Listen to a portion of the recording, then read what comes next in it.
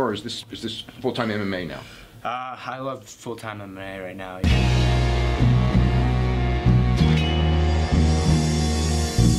Back to the daily grind, and shout out to the full-time patrons. Make sure to hit subscribe if you're new and hit thumbs up if you're not a baby back bagel biting bitch boy, cause you know what time it is. It's full-time MMA. What's up, full-time family?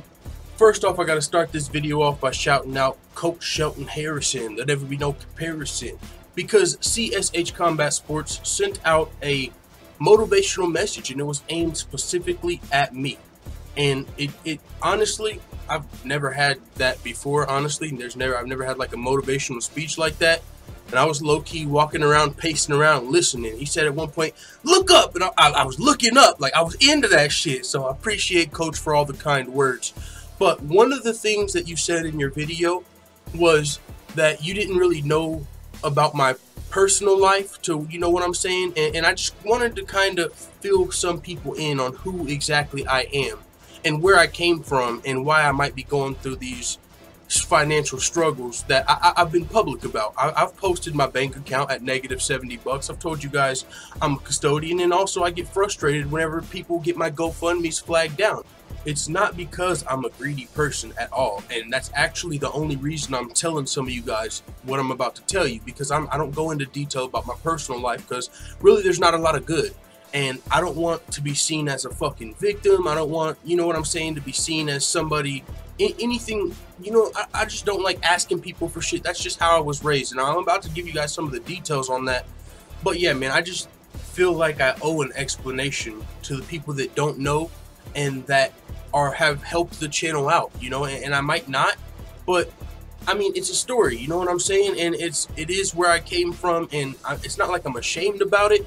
It's just, it's not something to be proud of either. And now with that being said, it's really got nothing to do with me, and that's another reason I don't tell people where I came from, because no one wants to fucking say anything about, you know, especially bad about their parents, and I love my parents to death, but just to give you guys a background as to where I'm coming from and why I always say we're starting from the fucking mud. We ain't even starting from the basement.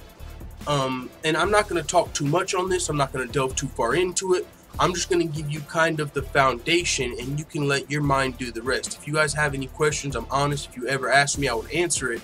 But I'm not going to go too in depth. But I'll just say this. Whenever I was growing up, it was me, my brother, and my mom, right? And my mom, fuck God, I don't want to tell people this shit, because and it's not because I care if people use it against me. I don't give a fuck if a troll says this. That's why I've told them where my job is. But I just don't like putting this shit out there, because I don't. It sounds terrible, but it is what it is, man. Fucking, it's something that I live with and that I've always had to live with. I don't know. I don't like putting people in my family's business, but I feel like this is my future. This channel, this is my way out of the constant bullshit we've been in since a kid. I'm sure a lot of you guys can relate to that.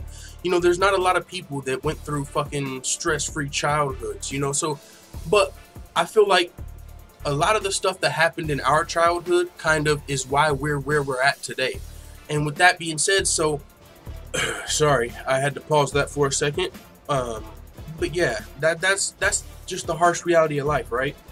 And so, with that being said, at my other job that I had, which was the best job I've ever had in my life, custodian at a public facility, and we're kind of like independent contractors, so any public facility that needs a custodian, they might call us. But there hasn't been a lot of work lately, but that's still the best job I've ever had in my life. We make like $12 an hour, that you don't have someone over your head constantly fucking bringing anxiety or whatever the fuck, telling you, oh, this needs to look to the right instead of to the left, you know. So I love this job because I kind of get to be by myself, listen to my fucking MMA podcast, and do my thing.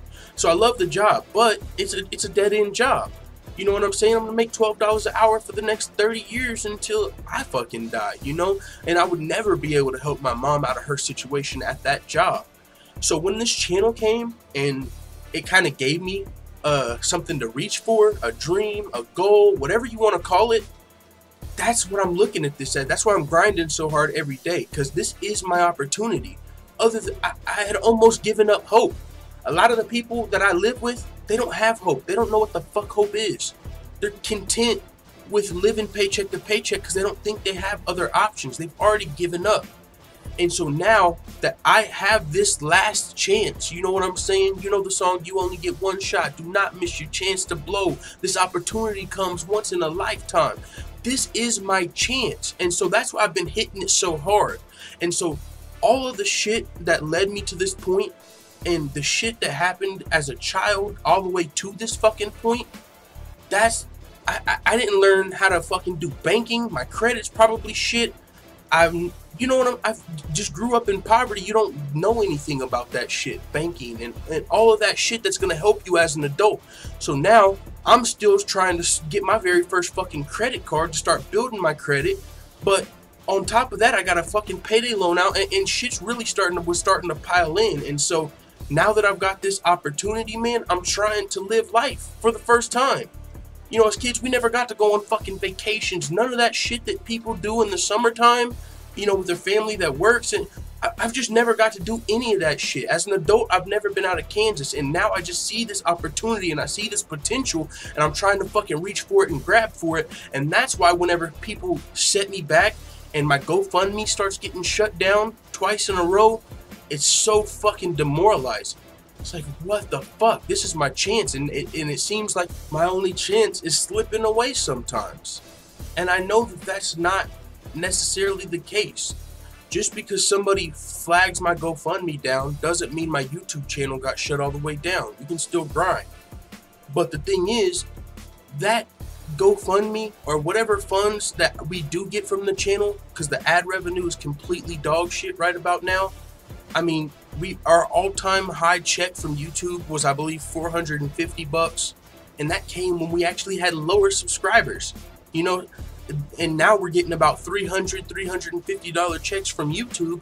And so the GoFundMe, the Patreon, that's really where we're going to be able to fund our dream. And calling this a dream almost sounds cringy, but at the same time, that's what the fuck I'm treating this as, my one shot. And so whenever that $400 was supposed to come in yesterday and my fucking rent's due in 3 days, and I was like, yes, we can fucking not only pay our rent, we can pay back some of this electric bill that we owe. And so I'm trying to pay that shit off and get to where I can be on my feet. And who knows, maybe next year I'll be able to get my mom her own fucking apartment. That's really one of my biggest goals. She's fucking borderline homeless. She's living in my garage, and it's not a furnished garage. It's a garage that you work on your fucking car in. Cracked floors, bugs and shit. She's sleeping in there because it's better than nowhere. But her mind is kind of gone to the point to where she can't even really coexist with my brother's girl or my girl. We're upstairs, so we're good, but she's gets into it with, you know, she actually has been making it harder to live here when she's with us, because she'll accuse our girl of stealing some of her shit, and she don't have nothing to steal. So as her sons, we're looking at it like maybe she's losing her mind, maybe it's the paranoia from the drugs, but she can't see that. And we try and tell her, Mom, you're paranoid right now, but it almost feels like we're losing her. And so one of my thoughts is, if I could just pay her rent by next year, I mean, what it would be like, I would only need fucking rent's not expensive in Kansas. It's not a popular ass place. I mean, you can get a fucking studio for probably $350 a month. A place for me to have a living space and just a second bedroom for the YouTube studio, it was only gonna, for us to move in a couple of months, it would have only cost like $800 on top. That's nothing. I can get that. But the problem is the fucking payday loan and these stupid ass bills that we've been racking up because this stupid ass slumlord we're living under. And then you add the fucking stress of my GoFundMe getting shut down, my mom losing her fucking mind living in my garage. And that's why shit gets overwhelming for me sometimes. That's why some days when my shit gets shut down, it seems like I can't snap out of it. That's why one day I might be more hyped up about everything, because some days I can push all of that away. I'm good at that. Since a kid, I learned how to compartmentalize shit. And before we go, shout out to all the full-time MMA white belts that have hit the subscribe button. Make sure you also hit the bell right next to it so you get notified every time we upload a new video.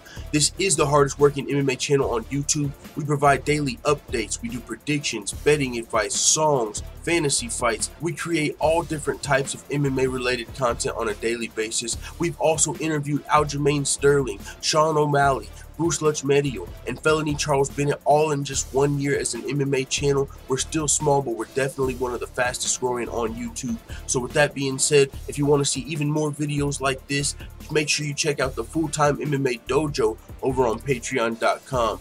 There's more free videos over here, and you can also learn more about where this channel came from and see the goals of this channel as we continue to grow. So with that being said, whether you're a long-time subscriber or just a new person watching this video, I appreciate it. And we recently just got approved as an Onnit affiliate, so we got what you need. Whether you're trying to think clearer, work out harder, or sleep better, check the links in the description for a 100% free trial of Alpha Brain, Shroom Tech Sport, or New Mood. I'm telling you, we got what you need. Links are in the description. See you on the next video.